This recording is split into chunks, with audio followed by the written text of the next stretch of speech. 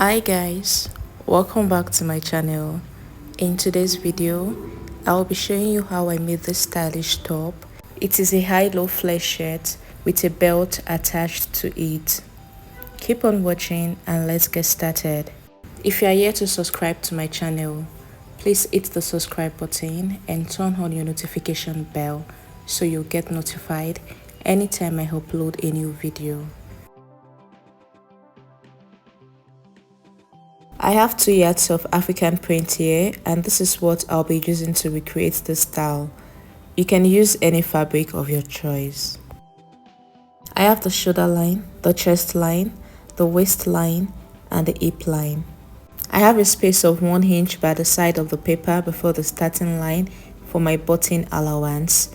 Shoulder to the chest line is 9 inches, to the waist line is at 16 inches, and to the full length of the top, that is the hip line, is at 24 inches. You can decide the length of this top on your own depending on your preference. It doesn't have to stop on the hip line. You can make it longer.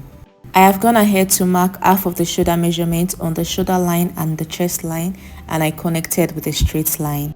Next, I'll go in with a neck width of 2.5 and a neck depth of 3 inches, and I'll connect with a curve. Also, extend that neck width into the button allowance.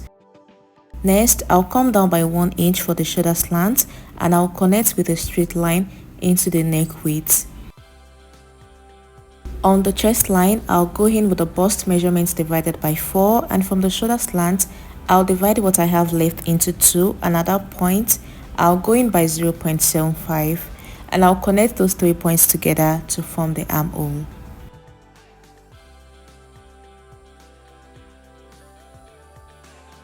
On the waistline, I'll go in with the waist measurements divided by 4, and I'll add 1 inch allowance for that.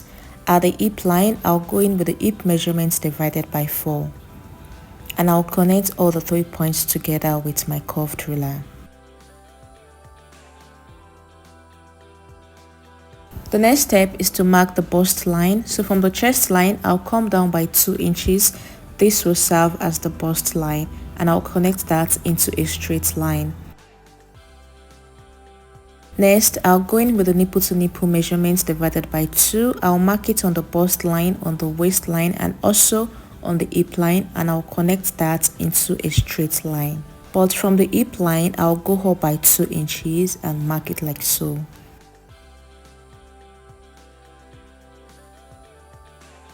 I added 1 inch allowance for that on the waistline. Now I'll come out by ½ inch on both sides of the dart leg, and I'll connect the top and bottom like so.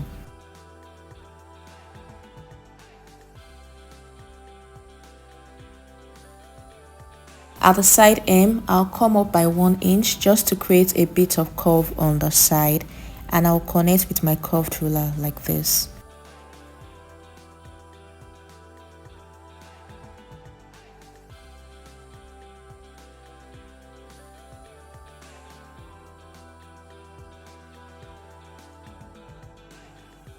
Divide the shoulder into 2 and mark the midpoints.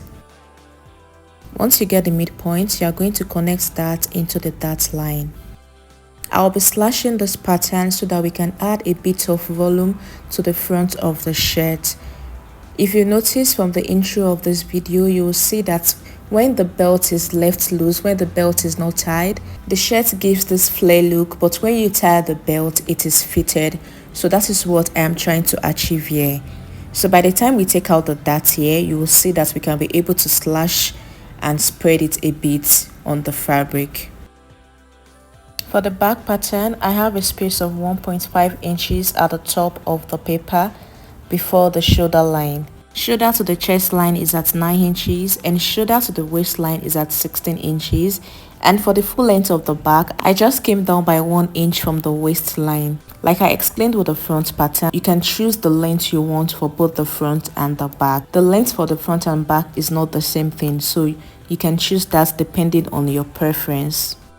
The next step is to go in with the half of the shoulder measurement on the shoulder line and also on the chest line and connect that into a straight line. For the back neckline, I'll use a neck depth of 0.5 and a neck width of 2.5, and I'll connect that with a curve.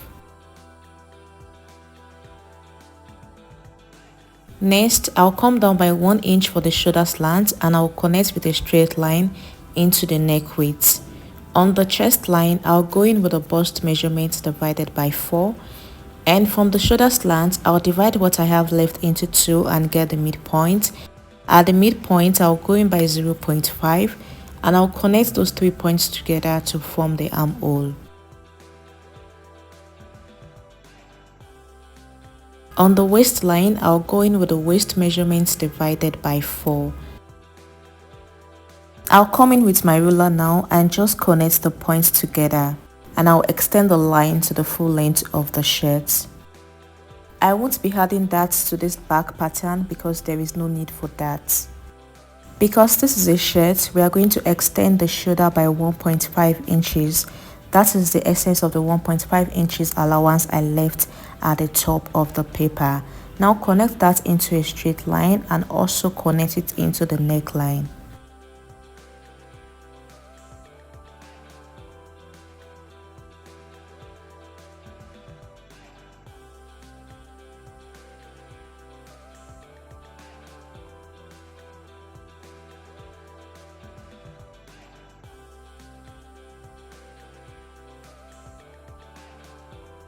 Now I'll divide the pattern into 2 by coming down by 1 inch from the chest line, and I'll connect that into a straight line and cut it out. Point arrows to the upper part and lower part so that you can identify the parts to join together by the time you're transferring to fabric. For this lower part, I am going to draw slash lines on it because we are going to make use of the slash and spread method to achieve a bit of fullness at the back. So you are going to spread this on the fabric as much as you want.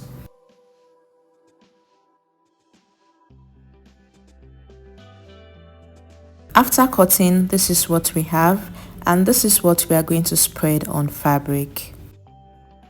My fabric is folded into 2 and I have pinned the front pattern on the fabric. And just like I explained earlier, depending on how full you want the front of the shirt to be, that is how much you are going to spread your pattern. This is not a one size fits all. You are going to spread depending on how full you want the front of the shirt to be. Add all your necessary allowance to the side of the pattern and also at the bottom of the pattern. Another thing I did to the fabric here is to fold 1 inch twice before placing the pattern on the fabric. By the time I cut out and I open the fabric, you'll see what I mean here. I won't be adding any allowance at the shoulder because this is a shirt dress. I want the back of the shirt to fall to the front, so I won't be adding any allowance to the top.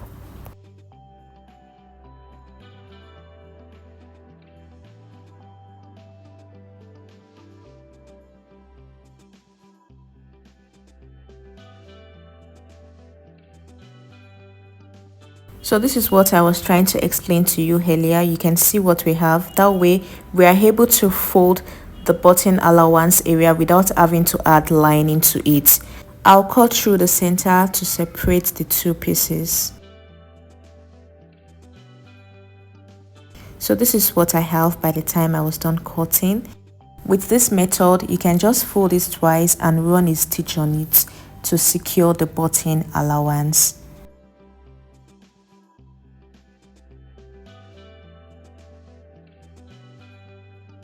For the back pieces, I have pinned them on the fabric and I'm just adding the necessary allowance to the top, bottom and also to the side of the pattern.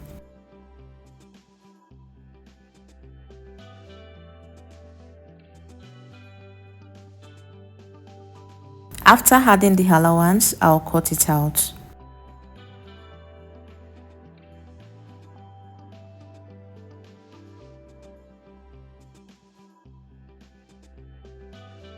For this lower part, you can see that I have spread it on the fabric. Please, this part of spreading, you can spread as much as you want. There is no actual measurements that I used here. I just spread it. So spread as much as you want here and add allowance to the top, bottom and the side.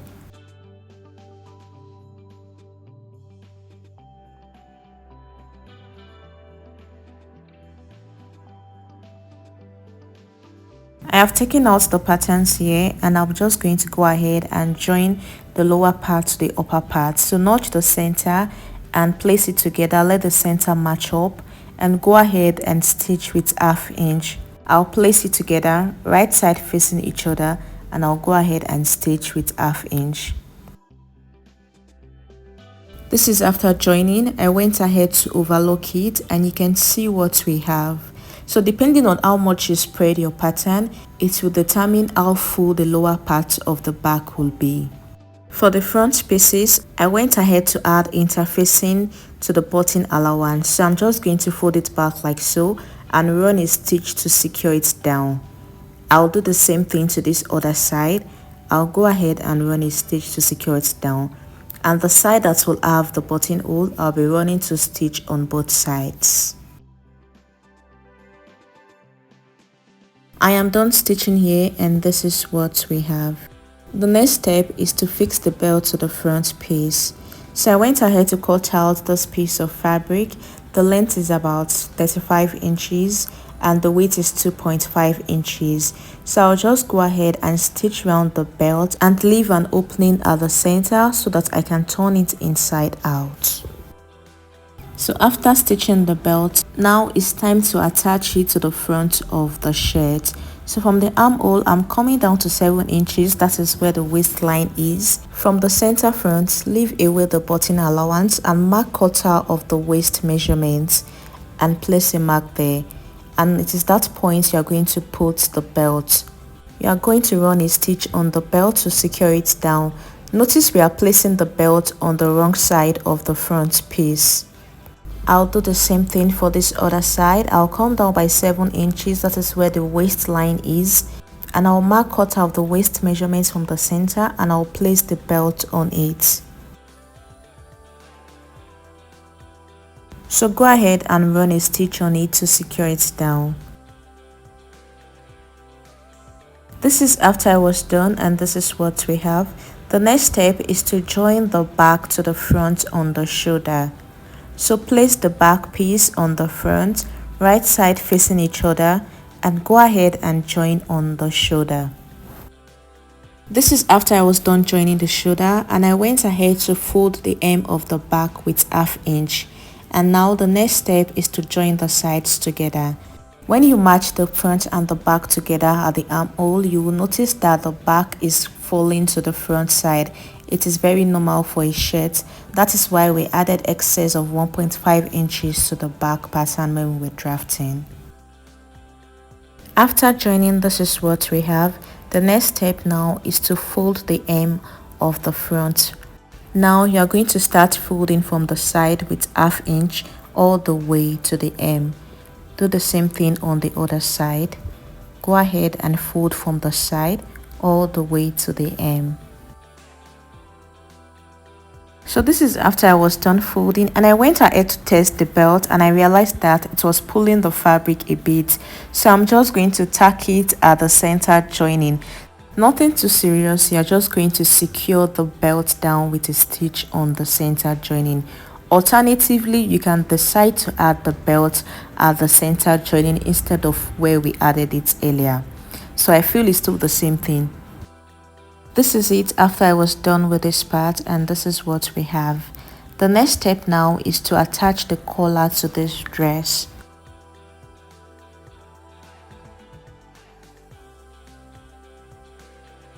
You are going to measure around the neckline, and whatever measurement you get is what you are going to use to cut the collar. I have a tutorial on my channel on how to draft a bishop collar.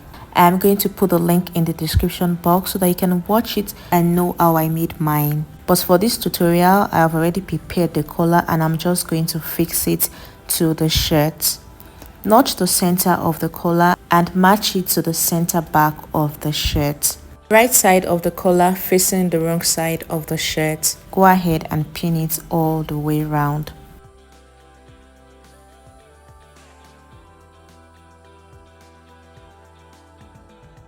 Now I will take it to the sewing machine and go ahead and stitch with 1/2 inch.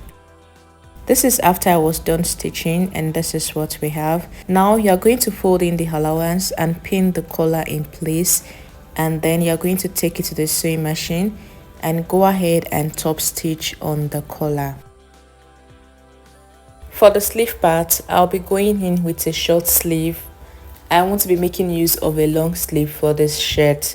I have a tutorial on my channel on how to draft a short and long sleeve pattern. I'll put the link in the description box. Now this is what I have for the two sleeves. I'll go ahead now and fold the hem of the sleeve first. I'll fold it twice and then I'll join the side of the sleeve. I'll bring in the dress now and mark what I have on the armhole of the dress, and I'll also mark the same thing on the armhole of the sleeve. For the bottom part of the sleeve, measure what you have on the biggest part of the hem, and that is the measurement you are going to take at the hem of the sleeve. The next step is to attach the sleeve to the shirt. So go ahead and stitch the sleeve round the armhole of the shirt with 1/2 inch. For this last part, I'll explain how to go about the buttonhole and the buttons. For the button part, you can use 3 inches difference in between each of the buttons and just mark it from the top all the way down. 3 inches is not constant. You can use 2.5 inches in between each of the buttons. And for the part where the buttonhole will be, you're going to use the same allowance you left for the buttons. Thank you guys for watching. I hope you found this video helpful.